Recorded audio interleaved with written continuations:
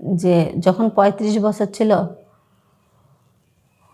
তখন তার ভিতরে উত্তেজনাটা অন্য রকমের ছিল, আর এখন সেরকম মনে হয় না। কেননা সেরকমের উত্তেজনা তার ভিতরে দেখি না, আর সে পারেও না।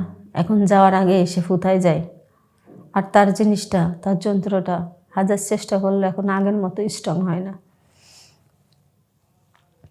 আসলে যখন তার বয়স শেষ তখন আমার বয়স শুরু। তোই আমার বয়স যত শুরু তখন আমি একটা মেয়ে কিভাবে থাকবো। আজকে আমার জীবনের কিছু ঘটে যাওয়া কিছু সত্য ঘটনা নিয়ে আসছে। আসলে অল্প বয়সে মেয়েদেরকে কখনো বিয়ে দিবেন না। মেয়েদেরকে একটু বয়স করে বিয়ে দিবেন, দিলে মেয়েরা শান্তি পাবে। আর যার সঙ্গে বিয়ে দেবেন সেও সুন্দর করে সংসার করতে পারবে। আসলে আমার বয়স যখন মাত্র 14, তখন আমার বিয়ে হয় 35 বছরের একটা ছেলের সঙ্গে। তো বিয়ে হওয়ার পরে যখন সে ঘরে এসে দরজা বন্ধ করত, তখন আমার ভয়ে দম বন্ধ হয়ে আসতো। না জানি সে আমার সঙ্গে কি করবে আর কেমনে কি করবে, এটা ভয় সবসময় মনের ভিতরে থাকতো। তারপর একদিন এরকম করে করে পরে একদিন স্বামী আইসা রুমের দরজা লাগাইছে।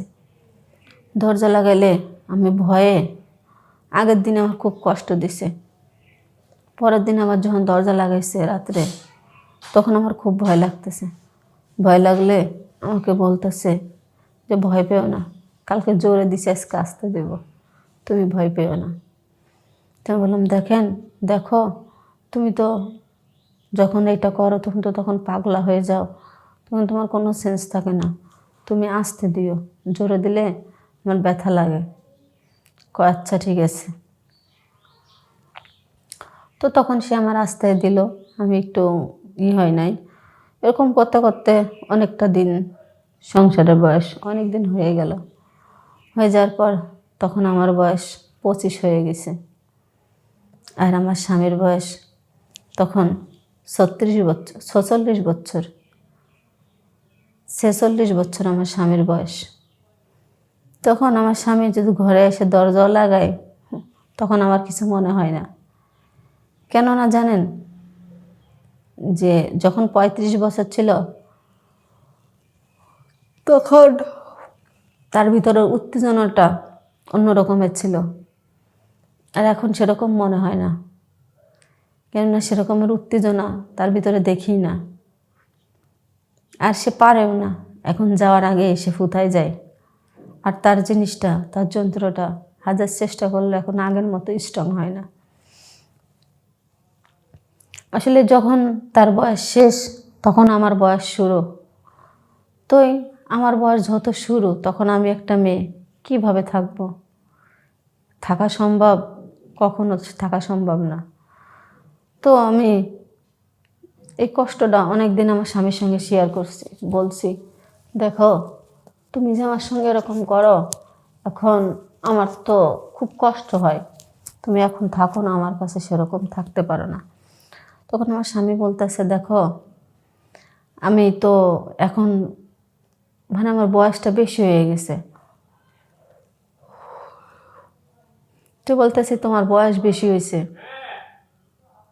তখন এখন তোমার বয়স বেশি হয়েছে বলতেছো, আর যখন তোমার বয়স বেশি ছিল, কম ছিল আমার বয়স, তখন তোমার বয়স যখন ঠিক ছিল আমার বয়স তখন কম ছিল, আর এখন আমার বয়স, এখনই তুমি এই কথা বলতেছো, তাহলে তোমার প্রয়োজনটা আমি কার সঙ্গে মিটাবো, কার কাছে যাব আমি? তখন সে বলতেছে কেন, সারাক্ষণই সারা জীবনে যে এক রকমের বয়স থাকে বা সবসময় যদি একরকম জিনিস করা যায় তাহলে তো হয়।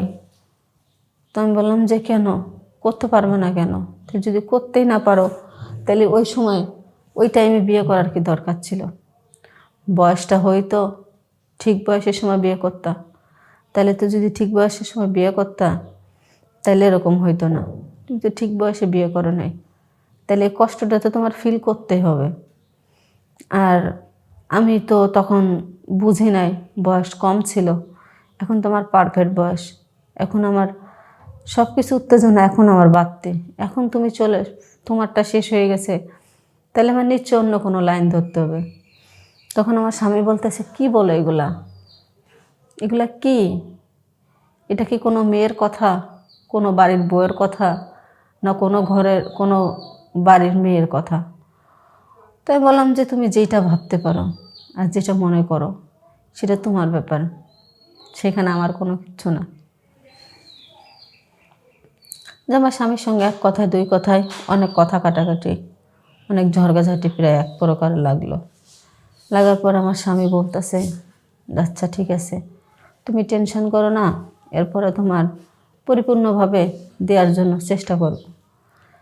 তারপর আমার স্বামী একদিন একটা ডাক্তারের কাছে গেলে সেক্সের 2টা ওষুধ দিছে।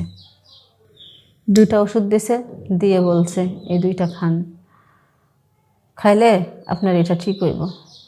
আসলে সে ওষুধটা নিয়ে এসে আমার স্বামী খাইছে। খাইলে কি হবে? কোনো কাজ হয় না। কেন কাজ হয় না সেটাও বলি। সব জিনিসের একটা সিস্টেম আছে, সময় আছে। সে সময় যদি পার হয়ে যায় আর সিস্টেমটা যদি চেঞ্জ হয়ে যায়, কখনো কিন্তু সেটা হওয়া সম্ভব না। আসলে মানুষে বুঝে না, তাই দূর মেরে ডাক্তারের কাছে যায় হার্বাল ওষুধ খায়। অনেক হার্বাল কোম্পানি আছে, তাদের সঙ্গে যোগাযোগ করে, অনেক ধরনের পদ্ধতি নেয়। আসলে সেইগুলো না কইরা ঠিকমতো হাঁসের ডিম, আপেল, কমলা লেবু, গায়ের দুধ এগুলা খাইলে যে শক্তি, যে এনার্জিটা আসে, ওইগুলা খাইলে তা আসে না। আরও শরীরে যে এনার্জি থাকে সেগুলো নষ্ট হয়। কিন্তু যারা বুঝে তারা কখনো এগুলো খায়ও না, এগুলো ব্যবহারও করে না। আর সবচেয়ে বড় কথা যে বিয়ে করছেন, বিয়ে যারা করছেন, যারা করেন নাই, যারা করবেন, বিয়ে যারা করেন নাই তাদের উদ্দেশ্যেই বলবো, বিয়ে যদি করেন তাহলে উপযুক্ত বয়সে করবেন। দুজনের, মেয়ের আপনার উপযুক্ত যে একটা বয়স আছে না, সে বয়সে বিয়ে করবেন। তাহলে দেখবেন আপনিও সুখে থাকবেন, আপনি যাকে বিয়ে করবেন তাকেও সুখে রাখতে পারবেন। আর আপনারা সুখে শান্তিতে থাকেন, ভালো থাকেন, সুস্থ থাকেন। খোদা হাফেজ।